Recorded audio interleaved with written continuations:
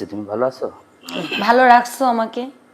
কেন, আমি আবার কি ভালোটা কি নিয়ে আসছি নাকি প্রবাসে? তাই তো মনে হচ্ছে একটা হাজবেন্ডের কাছে একটা ওয়াইফ কি চায়, মানুষ বিয়ে কিসের জন্য দেয়, বাবার বাড়ি থেকে শ্বশুর বাড়িতে কেন পাঠায়, আমার একটু বুঝায় বলো। বুঝাই বলবো, এই তো। বুঝায় মা বলো। বাবা তোমাকে বিয়ে করে আমার বাড়িতে পাঠাইছে, তুমি কাজ কাম করবা আর খাওয়া দাওয়া করবা আর ঘুমাবা, এইটাই। ও, এটার জন্য পাঠাইছে না? হ্যাঁ, শো অবশ্যই। শোপিস।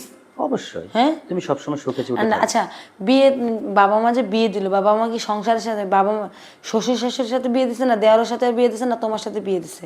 বিয়েটা মূলত আমার সাথে দিছে। কেন? তাহলে তোমার সাথে বিয়ে দিছে, যে বাড়িতে তুমি নেই সে বাড়িতে আমি থেকে কি করবো? ওয়াই? দেখো, এত জিদ করো না। আর আমি আসছি আমার কাজের জন্য, আমি তো আর বেড়াতে আসি নাই। তুমি আজকে যেভাবে কথা বলতেছো তাতে মনে হয় তোমার কাছে থাকলে আমার ইনকাম বেশি হবে, এই তো। শোনো, একটা কথা কি, সব মেয়েরা টাকা পয়সার পাগল হয় না, সব মেয়েরা বিলাসিতার পাগল হয় না, এই কথাটা মাথায় রাখবা, বুঝছো? আমি একটা কথা কি বলছিলাম, তোমার সাথে কিন্তু আমার রিলেশন করে বিয়ে ছিল, তাই না? হ্যাঁ। 4 দিন কি 5 দিনের রিলেশন ছিল, 6 দিনের দিন তুমি আমাকে বিয়ে করছো। আমি একটা কথা বলছিলাম যে দেখো রে, তোমার কাছে আমি টাকা পয়সা না, তোমার কাছে একটু ভালোবাসা আর একটু মানসিক শান্তির জন্য আমি তোমাকে বিয়ে করতেছি। ভালোবাসা যদি সত্যি ওই গাছতলায় সত্যি হয়, ভালোবাসা যদি মিথ্যা হয়, তাইলে হচ্ছে ওই যে অট্টালিকার মতো টিকে না, এটা বলছিলাম।